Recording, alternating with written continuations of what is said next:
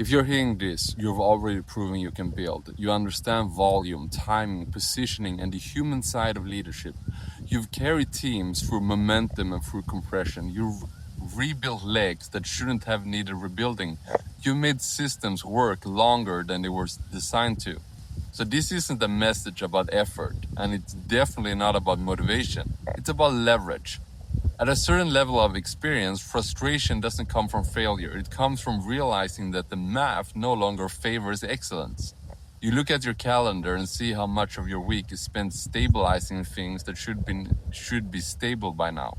You notice that the more experienced you become, the more operational drag you inherit. More calls, more explanations, more emotional management, and less actual scale. Not because you're doing something wrong, but because the model quietly shifts the burden upward.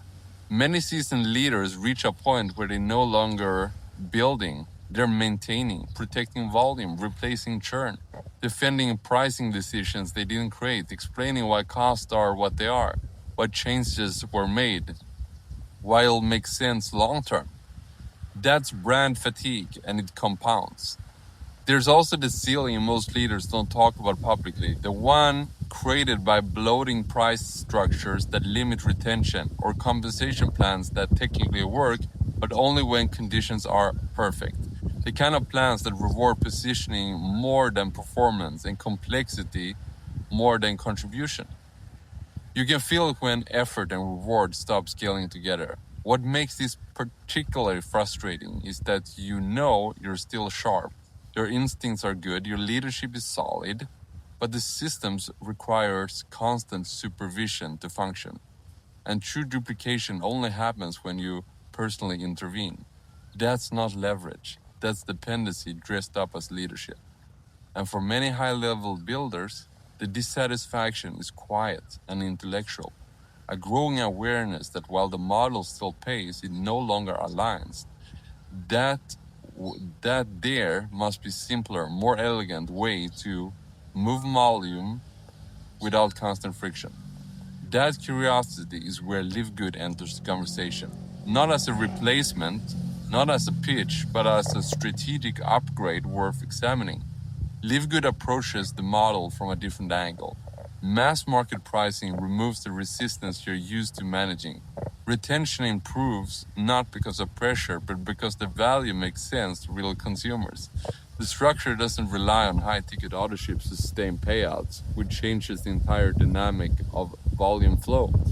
The compensation is intentionally simple. No gymnastic, no constant recalculations. It rewards volume over noise and allows the business to scale with or without you being the center of gravity. What experienced leaders notice first isn't the upside, it's the relief. Less explaining, less defending, less emotional labor, a system that supports duplication without dilution and growth without theatrics. You don't need to become a content personality or rebrand yourself to make it work. And importantly, this isn't about burning bridges or making dramatic exits. Many accomplished builders are quietly evaluating Live Good as a parallel strategy, a hedge against models that require increasing effort for decreasing leverage. They're looking at timing, at positioning, at what makes sense 5 years from now, not just this quarter. There's also something refreshing about not having to convince people to overpay to participate. When the value stands on its own, leadership development changes, conversations change, retention stabilizes naturally.